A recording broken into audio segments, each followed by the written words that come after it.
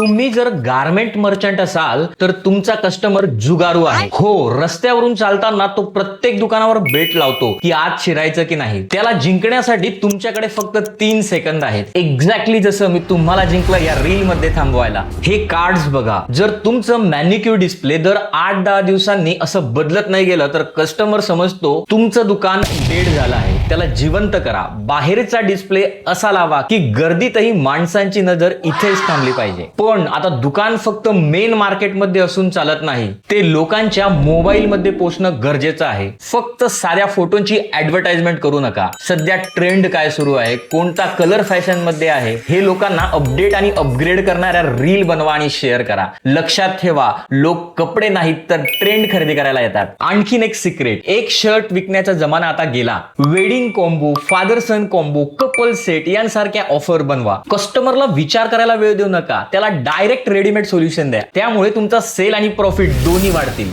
दुकानात आल्यावर त्याला कपड्यांचा नाही तर फ्रेशनेसचा सुगंध यायला पाहिजे. एसी नसेल तर फॅन ऍटलिस्ट अशा जागी लावा का कस्टमरला घाम येणार नाही. कारण घाम आला तर माणूस ट्रायल रूम मध्ये जात नाही आणि ट्रायल रूम मध्ये गेला नाही तर तो शॉपिंग करत नाही. तुम्ही कपडे नाही विकत आहात, तुम्ही कस्टमरला त्याचा स्वतःचा कॉन्फिडन्स विकायला सुरुवात करा. तुमचं दुकान मेनली महिलांसाठी असेल तर बरोबर येणाऱ्या पुरुषांसाठी काही प्रॉप्स आहेत का, ज्यामुळे त्या माणसांचा वेळ शांततेत निघून जाईल. लहान मुलांसाठी 1-2 खेळणे आहेत का, ज्यामुळे ती लेडी आरामात कपडे पाहण्यावर फोकस करू शकते. नसेल तर तुम्ही तुमचा सेलचा 50% लूज करत आहात. शेवटी कस्टमर फक्त शॉपिंग करायला येत नाही, तो अनुभव घेऊन जातो. इकॉनॉमिक्स मध्ये याला द एक्सपिरियन्स इकॉनॉमी सिस्टीम म्हणतात. तुमचा छोटा बिझनेस मोठा करायचा असेल आणि अशाच सोप्या भाषेत टिप्स हव्या असतील तर पैसे की यात्राशी आत्ताच कनेक्ट व्हा.